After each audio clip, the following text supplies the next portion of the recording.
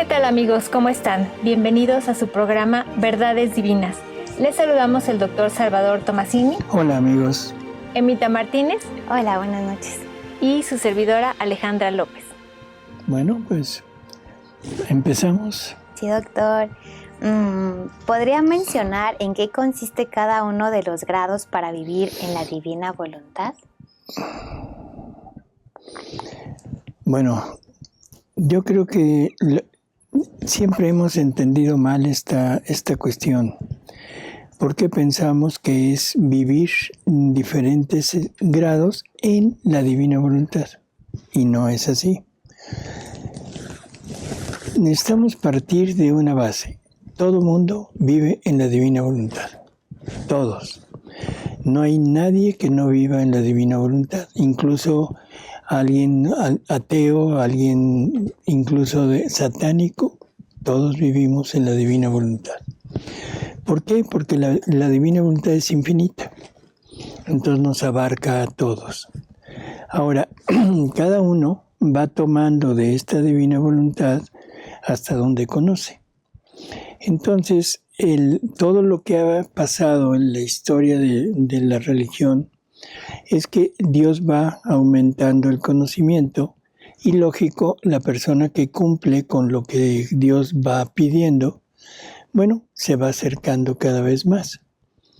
Prácticamente se dice que todos vivimos en la divina voluntad y hasta la época de los santos, o sea, esta época actual de Jesús para acá. Se nombra primer grado, o sea, es alguien que está en su casa, o sea, esto lo compara a la luz del sol. Alguien que está en su casa con las ventanas cerradas, todo cerrado, no entra la luz. Por lo tanto, vive en una casa oscura y no sabe cómo está, o sea, no sabe que el desorden o la suciedad que hay en ella. Si abre las ventanas, entra luz y ahora puede ver un poco más, o sea, puede ver el desorden que hay ahí. Entonces empieza a tener una conciencia mayor de lo que existe en su casa, igual que en el sentido espiritual empieza a ver el desorden que hay en su interior. Ahora, el ver no es suficiente, lo que importa es que se ponga en acción de limpiar. O sea, que se ponga a sacudir, que se ponga a arreglar y todo, para sacarle beneficio a la luz.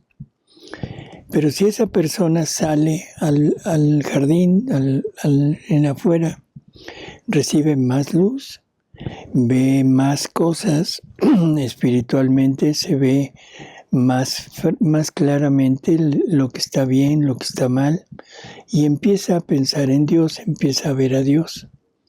Pero está en la tierra, vive de la tierra, ve la tierra, o sea, está mezclado con las cosas del mundo.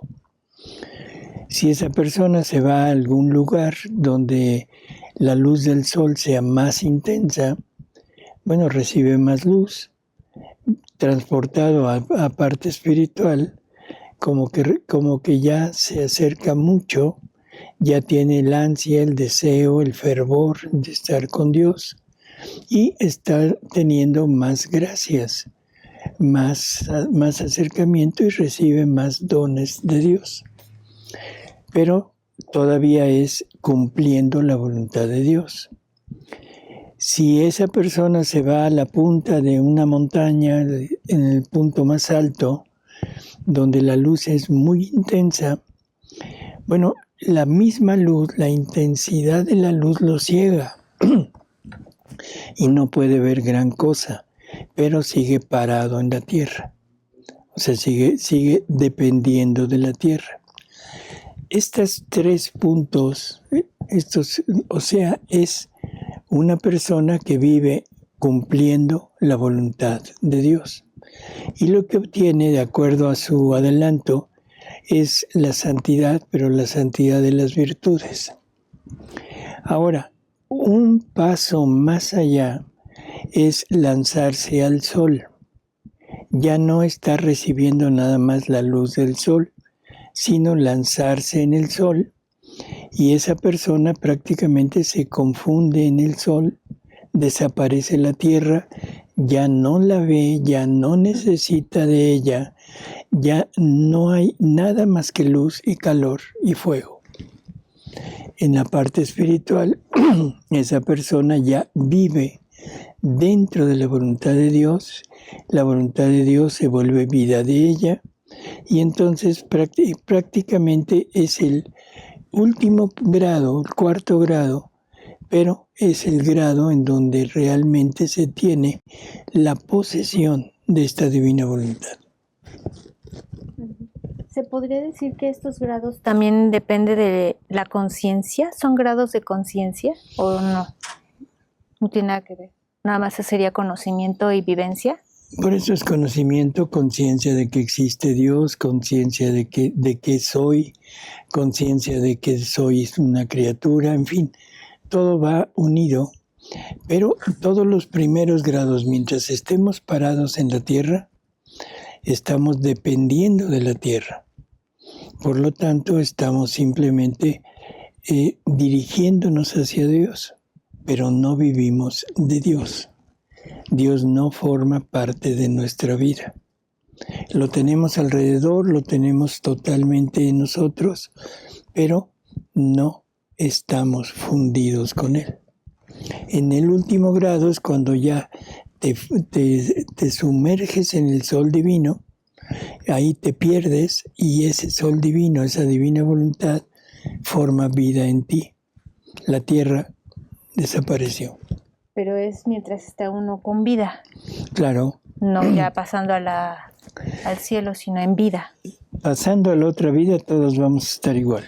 Okay. O sea, fundidos porque en el cielo no hay vida humana. Lo único que hay es vida divina. Pero la vamos a recibir, no, ni Dios lo quiera, la van a recibir. O sea, como una necesidad para poder estar en frente a la divinidad. En el cielo es vida de amor, vida divina es vida de amor. El purgatorio nos sirve para quitarnos lo humano e irnos llenando del amor hacia Dios. Cuando ya estemos totalmente transformados en amor, en ese momento podemos pasar ya a disfrutar del cielo. Pero, ¿qué seremos? Amor, igual que Dios. Estaremos fundidos con Él. ¿Sí? Muy bien. Este es un comentario, doctor. Dice, en el diálogo divino 65 se dijo que Dios tiene decretado un número determinado de almas que sí llegarán a ser imagen y semejanza suya. Serían las almas que lleguen a vivir en la divina voluntad y la generación de la luz.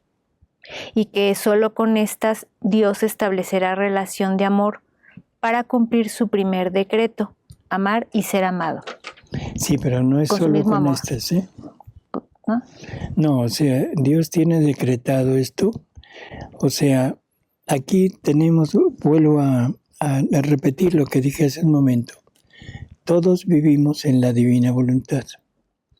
Por lo tanto, todos los santos, o sea, lo que ha habido hasta ahora en santidad, aunque no han tenido como posesión la voluntad divina, pero la han cumplido.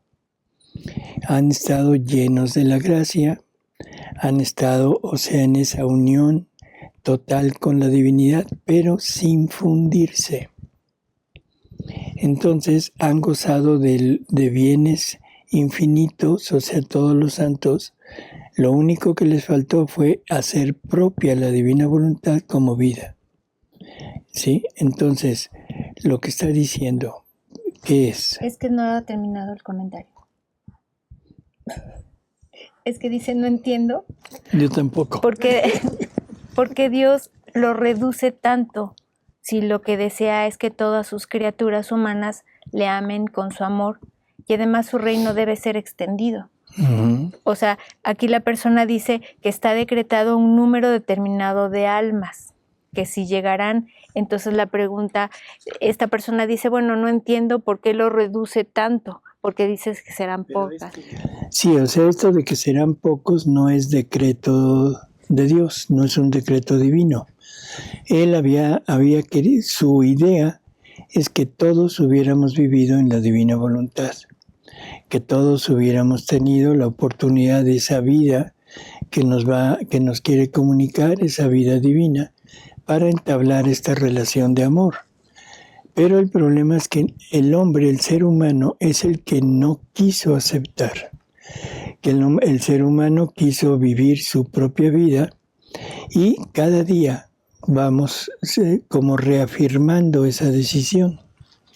Cada día vamos queriendo ser nuestros propios regidores y establecemos nuestras propias reglas. Por lo tanto, cada día se reduce más el número de personas que quieran llegar a vivir en la divina voluntad. Y entonces Jesús se queja de eso, y porque dice que son pocos aquellos que se decidirán a desapegarse de todo. Sí. Y lo dice porque él en su eterno presente ya vio finalmente quiénes fueron los que sí se decidieron. Así es. Y van a ser pocos. Así es. Y entonces se queja. Hay mucha gente que conoce ya la divina voluntad. Y yo pienso que esto se va a extender en manera exponencial e infinitamente. Pero hay un problema. Todos la queremos combinar. Hay una lectura muy interesante en Luisa, en los primeros libros, donde Jesús lleva a Luisa ante el pueblo para ver si lo quieren a él o no. Y entonces cuando está en medio de una multitud, Luisa dice que Jesús, con una voz muy potente, dice, «Ecce homo, he aquí al hombre». Y entonces se oye el rumor de todas las personas diciendo, no lo queremos, o sea, queremos nuestra propia vida, en fin, nadie lo quiere.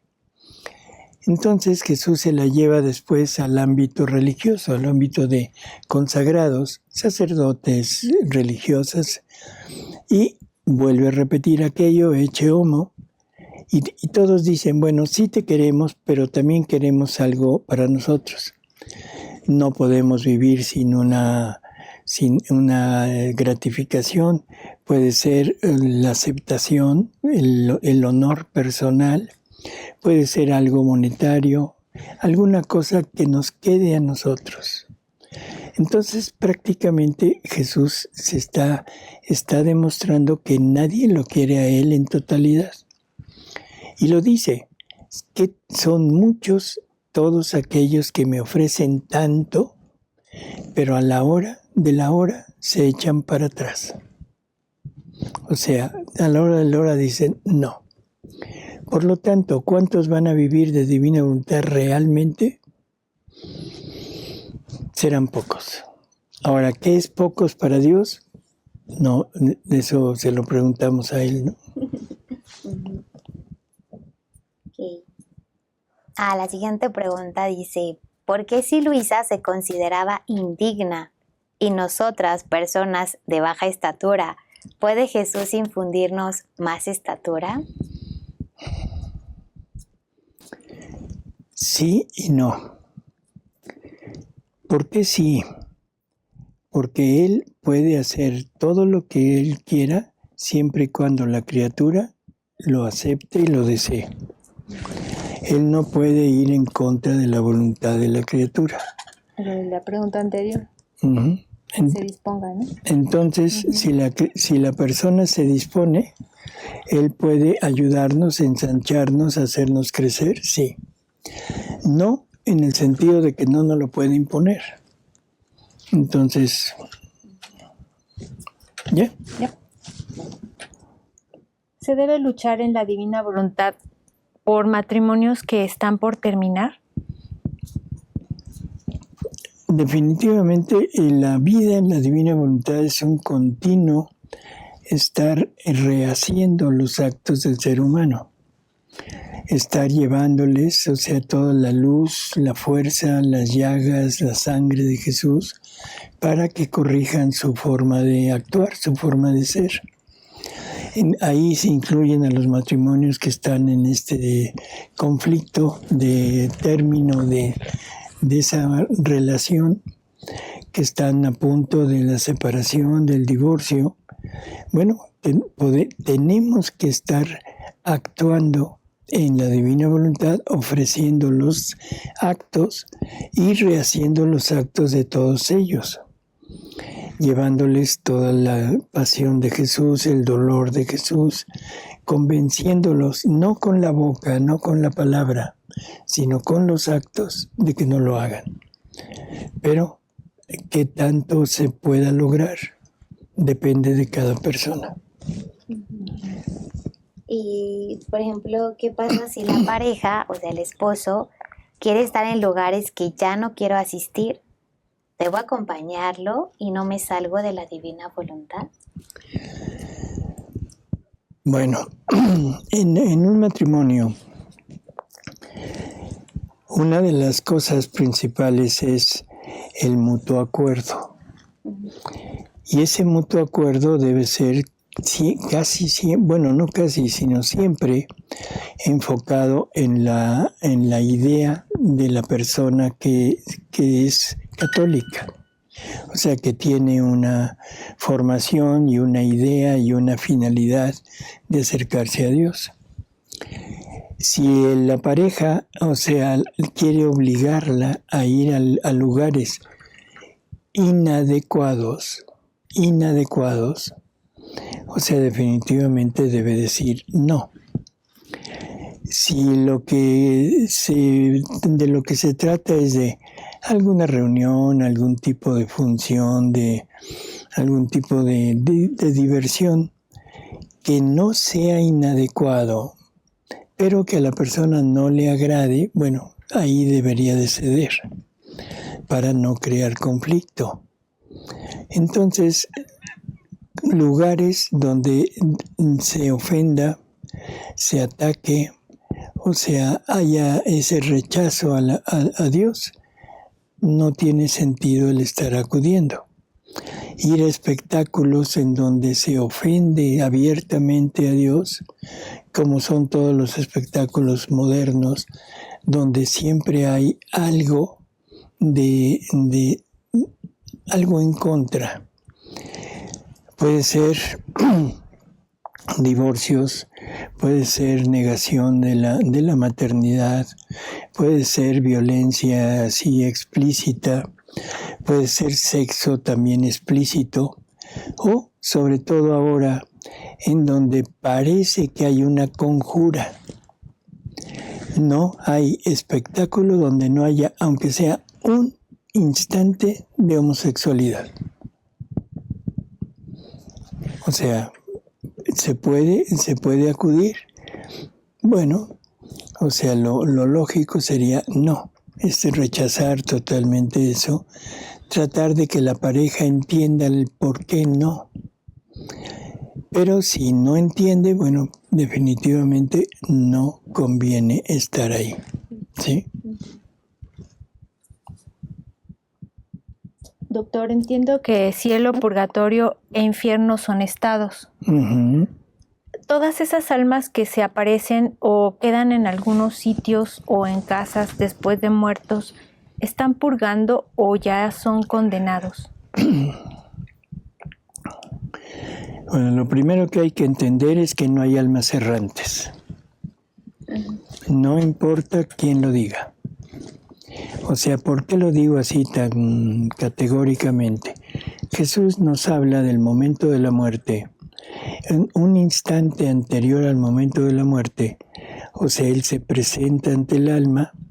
Ya hemos hablado de esto, la rodea de amor, le explica todo lo que la voluntad humana ha hecho, la voluntad humana en general, no la de la persona. Le explica todo lo que Dios ha realizado en favor del ser humano. Y luego, lo principal, dota a esa criatura con una razón adecuada para entender las cosas como son, no como cree que son.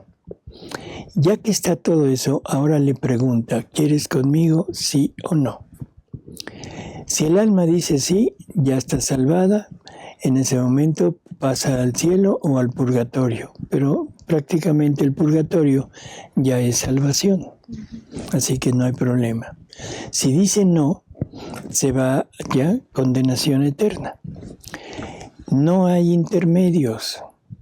Se dice que alguien, por ejemplo, que muere en un accidente, o sea, que de repente se da cuenta, o sea, está muerta, pero no se da cuenta de que está muerta. Eso no existe.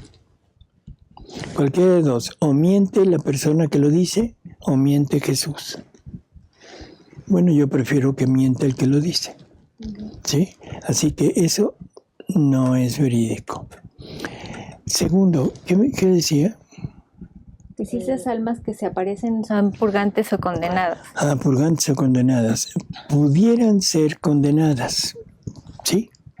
O sea, el alma que se condena prácticamente pasa a ser un demonio humano. Y como demonio humano puede incluso como propiciar ciertos actos que llevan a la... No podría decir destrucción, sino a una duda total con las personas que están vivas todavía. Nada más que en realidad yo creo, esto es un pensamiento mío, yo creo que el demonio sería muy tonto si permitiera ese tipo de acciones. ¿Por qué sería muy tonto? Porque descubriríamos el mal. Porque descubriríamos el mal, nos espantaría el mal y saldríamos corriendo luego a refugiarnos en la religión. El demonio no hace eso. El demonio no anda en una casa abandonada haciendo buh, ni arrastrando cadenas, ¿sí? Menos va a mandar a alguien, o sea, a hacer esas cosas. ¿El demonio puede hacer apariciones? Sí, pero apariciones totalmente diferentes de lo que siempre hemos pensado y de lo que las tontas películas de Hollywood nos quieren mostrar. Que fantasmas, que espectros que llegan a hacer daño y todo. ¿Hay vejaciones del demonio? Sí, pero esas almas así tan concretas que van a hacer daño a alguien, yo creo que no. Yo creo que el demonio es un poco más listo que eso. ¿Sí? Conste que ya dije listo, ¿eh? Sí. Y doctor, ¿un santo puede al último decir no a Dios? Un santo puede, de poder, sí puede. O sea, la libertad del ser humano siempre está totalmente en aptitudes de escoger, ¿sí? Ahora, que un santo dijera no, bueno, resulta como muy ilógico. Al final de su vida, después de haber sacrificado, entre comillas, toda su vida, de haberse entregado, de haber estado buscando a Dios continuamente, y que al final, ya enfrente de Él, después de ese encuentro amoroso y todo, le diga, ¿sabes qué? Siempre contigo no quiero. No se me hace muy lógico, pero de que podría hacerlo, sí. De que no lo quiera hacer, ese es el punto, ¿no? En el programa que se llama Diferencia entre el conocimiento de sí mismo y la humildad, el doctor da una cita, que es el 27 de noviembre de 1917. Pero esa lectura no coincide con lo que el doctor lee. Se estaba comentando sobre que la voluntad es el centro de la Eucaristía. La lectura que el doctor se refiere es la 1227. Si es en cuanto a aquella lectura donde Jesús donde Luisa dice que dentro de poco Jesús va a decirle que su voluntad es más que la Eucaristía, si es esa lectura, pido disculpas, me equivoqué, no es esa, sino es la 932. Si no ese es el comentario, no lo recuerdo ahorita, pero lo más probable es que sea eso y entonces es la lectura 9:32. La sangre de Jesús que representa el vino en la fracción del pan, cuando la tomamos, ¿también tarda poco en la criatura como la hostia? Bueno, se tiene que digerir ese vino, esa sangre, y una vez que se digiere, la vida que encierra esa sangre, ese líquido, se libera. Si la persona está en condiciones adecuadas, si Jesús encuentra su divina voluntad en la persona, se queda. Si no, pasa lo mismo que pasa con la hostia, se va. Doctor, ¿desde cuándo ocurre la fusión entre Jesús y su madre? ¿Desde la encarnación o desde que es concebida la Virgen María? No, prácticamente desde antes. Prácticamente desde el momento que Jesús que Dios ha decidido en la encarnación del Verbo, o sea, es esa figura, ese ser que va a tomar el Verbo eterno para poderse unir y vivir en el adextra de Dios, es prácticamente Él no podría encarnarse en una criatura que fuera impura, que tuviera algún daño, algún mal, o estuviera en herencia de la culpa original. Entonces, no sería posible en ese...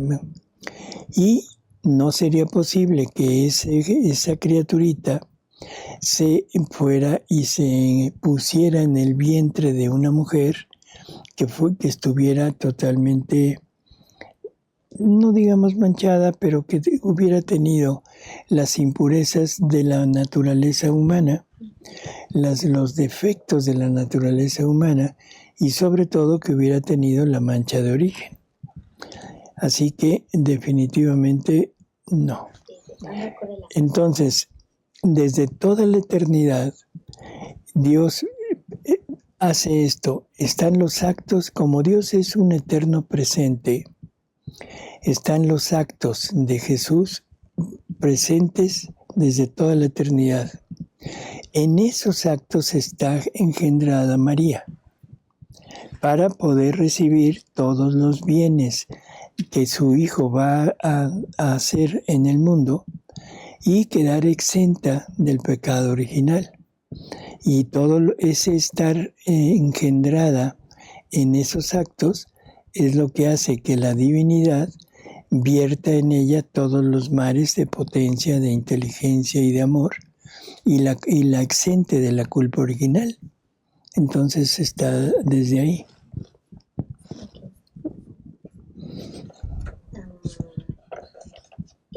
Doctor, ¿la conversión puede venir a través del conocimiento?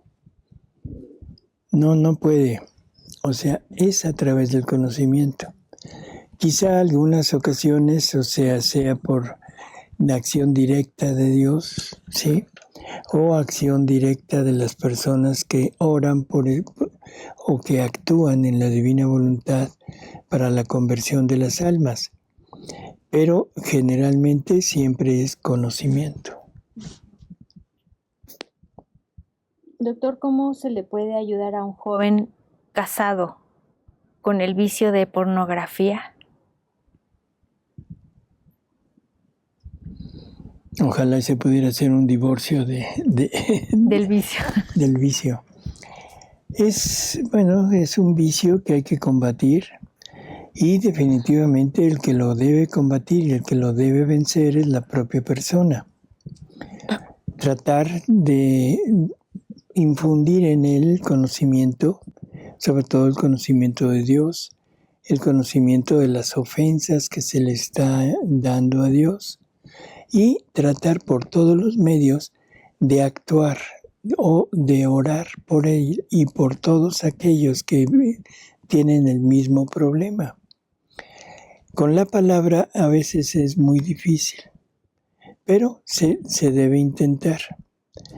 Pero lo que más puede hacer cambiar a la persona es las acciones directas de quien lo hace, actuando en la divina voluntad si es que la conoce, orando si es que no conoce la divina voluntad, sino el rezo normal, y pidiendo intercesión de María para que logre convencer a aquella persona de dejar el vicio de la porno. Doctor, cuando ya no se es fértil para procrear, ¿es pecado tener relaciones? No es pecado, pero volvemos a lo que hemos hablado en otras ocasiones. Deberíamos de tender hacia la castidad. ¿Por qué deberíamos? Bueno, porque Dios nos quiere total y absolutamente entregados a Él.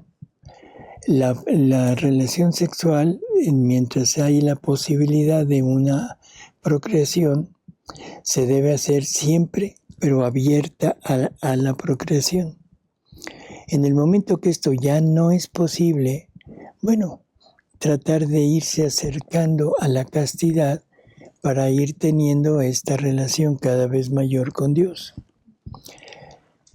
A veces esto resulta muy difícil poderlo tanto entender y mucho más poderlo hacer. Pero la castidad siempre debería de ser totalmente en acuerdo con la pareja. Si no se puede, entonces no es pecado. Puede seguir habiendo relaciones, no hay problema.